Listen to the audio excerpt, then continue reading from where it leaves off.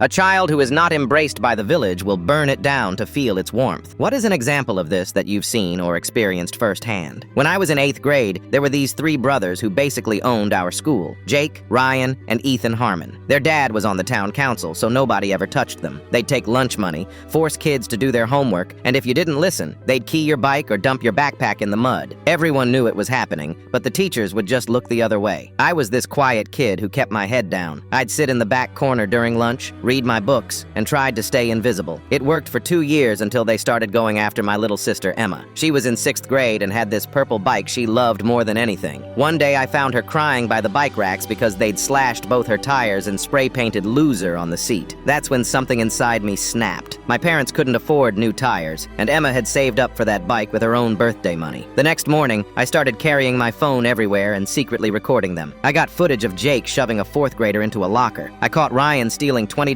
from some kid's backpack during gym class. I even got Ethan on video threatening to beat up anyone who snitched. For 3 weeks, I collected evidence like I was building a case on some crime show. Photos, videos, voice recordings. I even wrote down dates and times in this little notebook I kept hidden in my locker. The whole time, they kept messing with Emma. They'd knock her books out of her hands, call her names in the hallway, and once they even locked her in the supply closet during recess. The principal knew what was happening. Everyone did. But every time someone complained, it mysteriously got swept under the rug. Their dad would show up, have a little chat with the administration, and suddenly the complaint would disappear. The Harmon boys were untouchable, but I had an idea that nobody saw coming. Instead of going to the school, I spent my weekend learning how to make a simple website. Nothing fancy, just a basic page where I could upload files. I called it Fairfield Middle Truth and made it completely anonymous. On Sunday night, I uploaded everything. Every photo, every video, every recording. I even included screenshots of the dates when complaints were filed and then magically dropped. Monday morning, I sent the link to 5 kids I trusted. By lunch, half the school had seen it. By the end of the day, parents were calling each other. By Tuesday, the local news picked it up because someone's mom shared it on Facebook, and it went viral in our tiny town. The brothers tried to deny everything, but there was too much proof. You can't argue with a video of yourself stealing money or threatening kids. Their dad called it all fake news and said someone had it out for his family. But when Channel 7 News interviewed random students, they all had their own stories to tell. By Wednesday, all 3 brothers were suspended pending investigation. The school board launched a full review, and suddenly Mr. Harmon wasn't so powerful anymore. Parents were demanding answers about why complaints had been ignored. The best part? 2 weeks later, Mr. Harmon resigned from the town council, and the brothers never came back to our school. Their parents transferred them to some private academy the next town over. After everything went down, something weird happened. Kids started treating me differently. Not like I was popular or cool,